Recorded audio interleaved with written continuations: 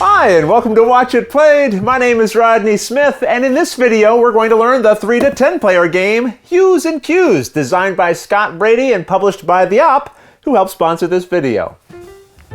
If I say grape, what color do you think of? Green? Maybe purple?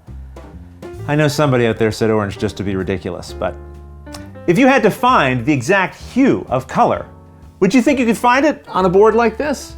Well, we're going to find out. So join me at the table and let's learn how to play.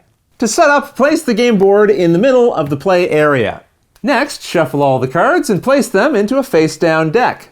This is the scoring frame, and you only have to put this together the first time you play. Unless you build it backwards like I did the first time I tried. So just make sure that the value 2 sides are facing inward and the ones are on the outside, like I managed to do the second time I put it together. Each player now picks one of the game's included colors and then takes all 3 of the matching pieces. 2 of them they'll keep in front of themselves, and the other one you'll put by the board here next to the score track. Any player pieces you're not using you can just return to the box. The player who is wearing the most colorful outfit is then chosen as the cue giver for the first round. Of all the days not to wear a plaid shirt, what was I thinking? Or you could just pick randomly, and I pick me. And that's the setup.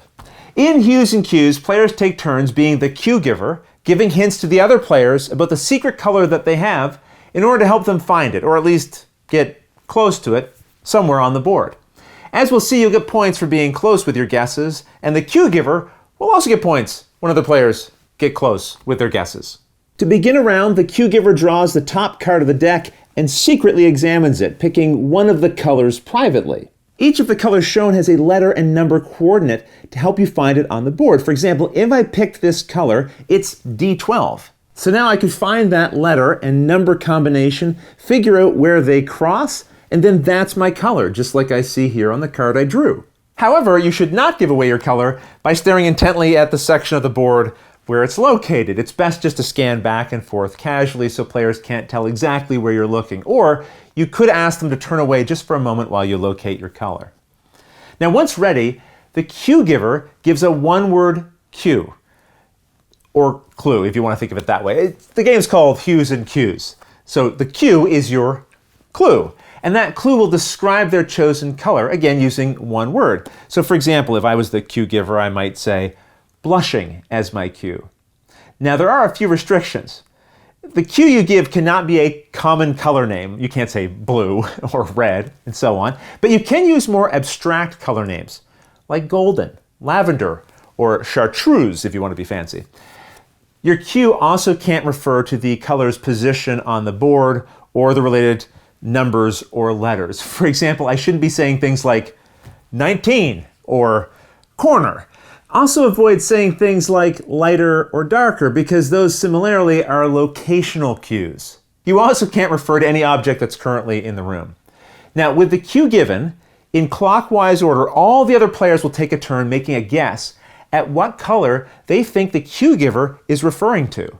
A player indicates their guess by putting one of their pieces onto the square that they think best matches the cue. But just keep in mind, only one person can go to any one space. So if a color you'd like to go to is taken, then you'll have to go somewhere else. Once everyone has placed their guess, the cue giver then gives a 2-word cue, following the same restrictions from before, though they can choose to instead just give another 1-word cue if they want. Maybe in this case, seeing that some of the players clearly missed the mark. You can't see this, but the yellow player put their marker on a green space after I gave the clue blushing. I have no idea why. So maybe to try to help get yellow back on track, I might say this time, tanned pig. Now in counterclockwise order, the other players make a second guess using their other pieces. And then you score the round. But here's the catch.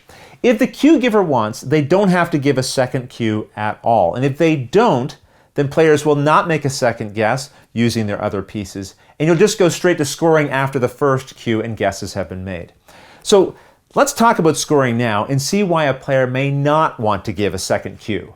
When it's time to score, the cue giver reveals their card and chosen hue, and then places the scoring frame on the board so that their color is in the exact center. Then the cue giver gains 1 point for each piece that is within the scoring frame.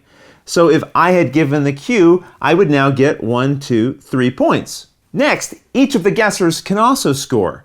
For putting their piece directly on my chosen color, they get 3 points. For each piece within the scoring frame, but not in the center, they get 2 points. And for every piece on a space directly adjacent to the outside of the frame, including these diagonal spaces, they get 1 point. So for example, the purple player would get 3 points for this piece and 2 points for this one, for a total of 5 points, whereas gray would only get 1 point for this piece and nothing for this one. Players then show the points they earned by moving their matching colored scoring pieces the related number of points forward along this track. Now that we understand how scoring works, we can take a look at why the cue giver might not want to give a second cue. For example, if after the first cue things looked like this, and I knew that my scoring frame was ultimately going to end up here, I can see that I'll be getting at least 4 points. However, from this I can also see that the other players are already starting to score quite a few points. I might not want to give them the opportunity to score even more, especially if one of these players was really beating me on the score track. So maybe I'd just stop here. Either way, with the scoring complete, the round ends and all players collect their pieces, and then the next player in clockwise order from the previous cue giver becomes the new cue giver, and they draw a new card from the deck. Now there is one change in the scoring if you only have 3 players.